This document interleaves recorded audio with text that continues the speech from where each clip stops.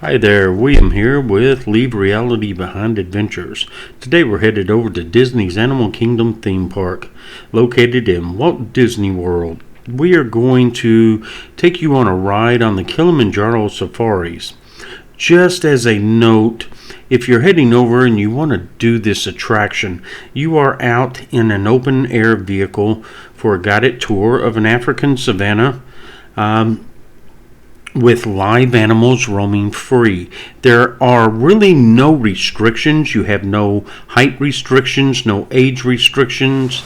It is a very slow ride, and it is accessible for handicapped individuals and vehicles, just as a reminder.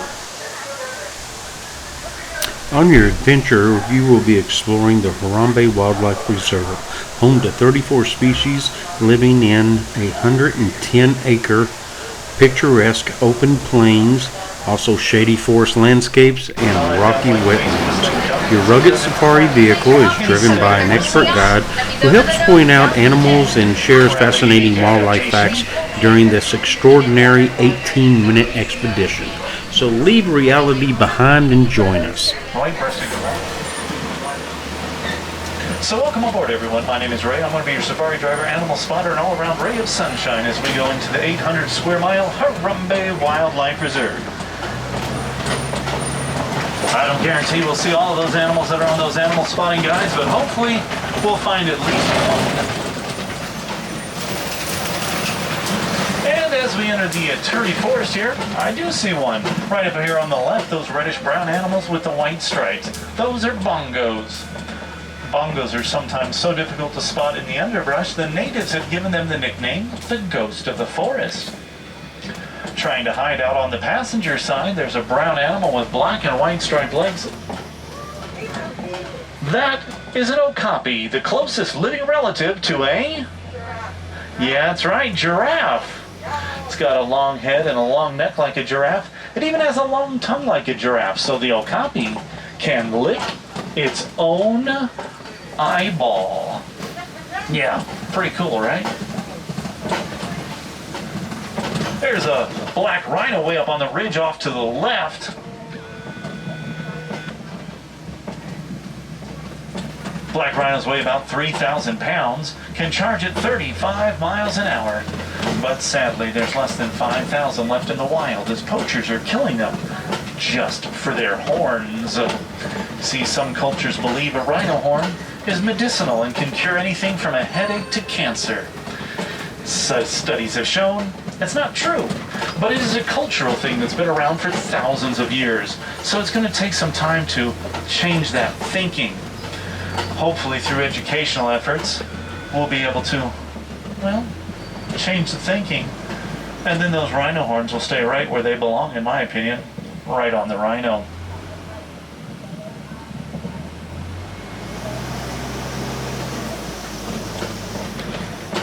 Up on the ridge to the right, I do see a greater kudu standing up there. Greater kudu is the second tallest antelope we'll find on the reserve. Boys have horns, the girls do not.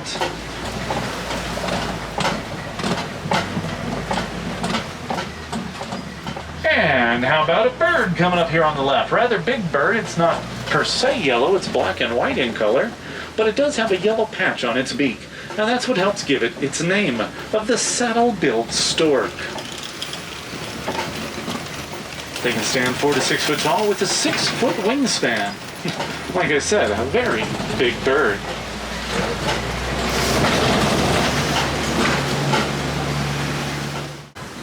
Hopefully it just got separated when this area dried up.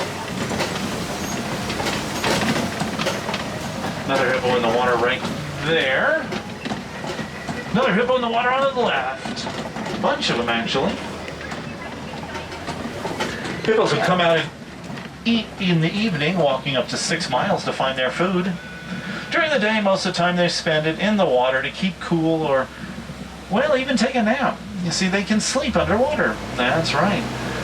Their bodies automatically know when they need a breath of air. They will come up, get that breath, and go right back down. And they'll not wake up for the entire process. Pink-backed pelicans on the island and on the shoreline here.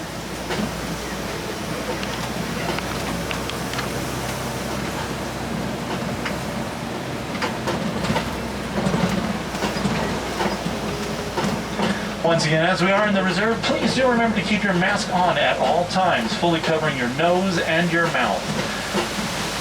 Thank you so much. Oh my, there's something not wearing a mask though, and I don't think I'd want to put one on it. Those are crocodiles down there, folks. Getting to be about 20 feet long. That's as tall as a giraffe. They have enough pressure in their jaw to crush the bones of anything that gets in their mouth. They make me a bit nervous. Not too many animals will do that. We're out of here. Seen a baobab tree come into view. It'll be on the passenger side. This tree will go without leaves for up to 9 months of the year to preserve water for the long dry spells here in Africa. Legend has it when all this was being created, the creator gave every animal a seed to plant. And it was the hyena that got the baobab tree seed. Well, being the tricksters they are, they planted it upside down, which is why it grows that way. I don't know if there's any truth to that. But I'll tell you, the hyenas have been laughing about it ever since.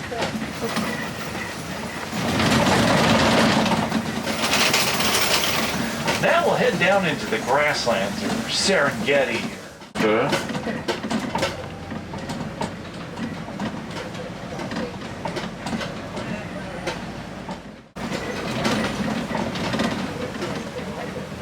Wait a second, hold on. Did I? Yes. Laying down there on the left. They hunt as a pack, and they will chase their prey until it drops from exhaustion. Whew. That's about the only other animal than the crocodile that makes me nervous.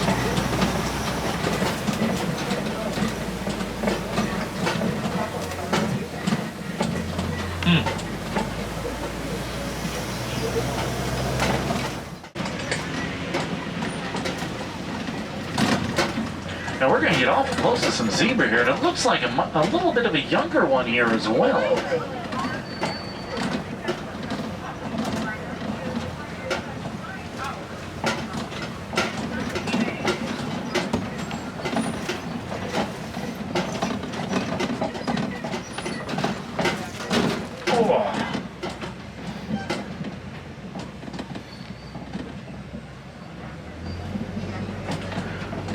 On the left, we also have some Patterson eland. They are the largest antelope we'll find on the reserve, the closest ones.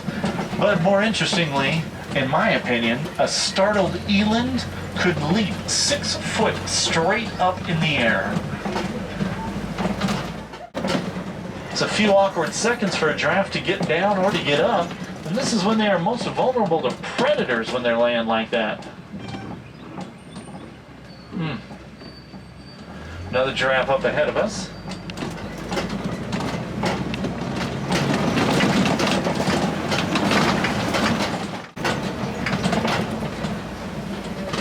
Two more way off right. My goodness. Two more up ahead left. It'll be on the passenger side as we make this bend.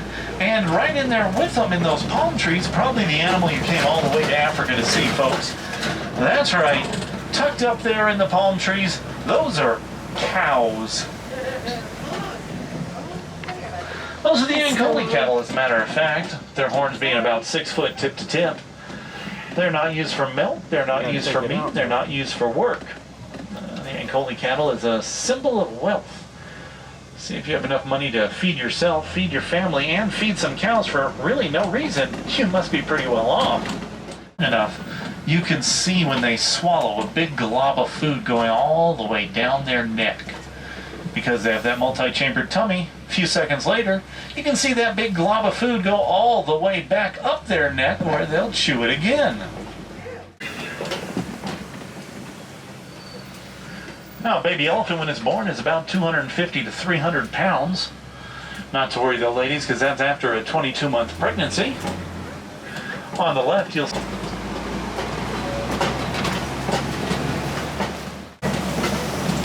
it's amazing to think that as big and strong and massive as elephants are, they're afraid of something rather small. Yep, it flies, it stings, it's a bee. See, a bee can fly up an elephant's trunk and sting it on the inside, and that can be very detrimental to The elephant is one of the big problems elephants have is, well, it's human encroachment.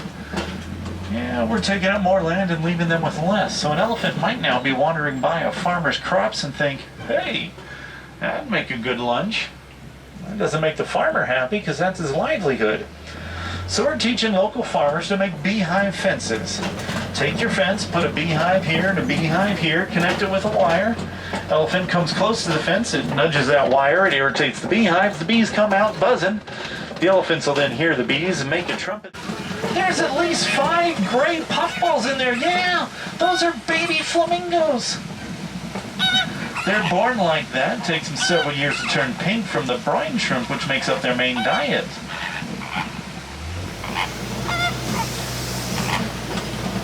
They're so cute and fluffy.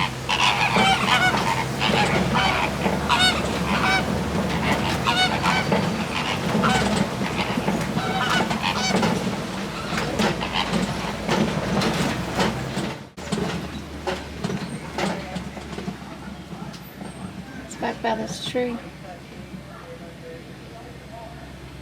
Well, I was thinking it might be something really exciting up ahead.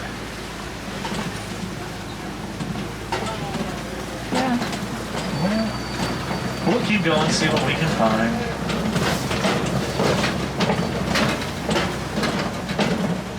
You see him? Yeah, I see it. Hold on. Maybe there is something exciting over here. Oh yeah. Take a look. Oh, there's an easier one to see. Moving about, there's a cheetah. Fastest land animal known to man. They can run up to 60 miles an hour. Now they are daytime hunters and they rely on those markings to help them blend into their surroundings like this. Their claws do not fully retract, so they are often running at the very first get-go. Water buck, there's a lion. Oh, and there's a lioness. She might be eyeing that water buck. Lions are nocturnal animals, so they do most of their hunting at night and remain inactive 18 to 20 hours of the day. When they do go hunting, it is the lioness that does most of the work for the pride, while the lion stays at home taking care of the children. Another water buck just up yonder here on the left. Water bucks secrete an oily substance onto their fur, which kind of makes them waterproof. You can typically find them near a body of water. That's where they'll run to evade predators. Another one here on the right. And out a little further, some rhino and a bontebok. Miles an hour and being hunted just for their horns. Bontebok are definitely in my top 10 coolest animals. Animals on the continent, they'll dig these burrows near us out with their tusks and teeth, backing into them to prevent predators from coming in after them.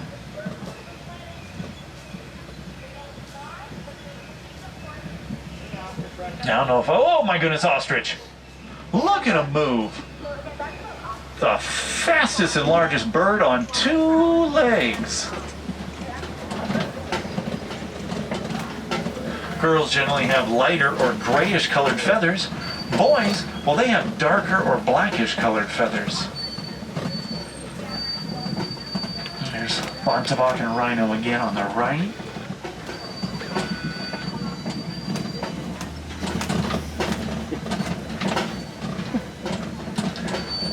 Clutch of ostrich eggs. They do lay community clutches like that. Generally, girls sit on them during the day, and boys will sit on them at night.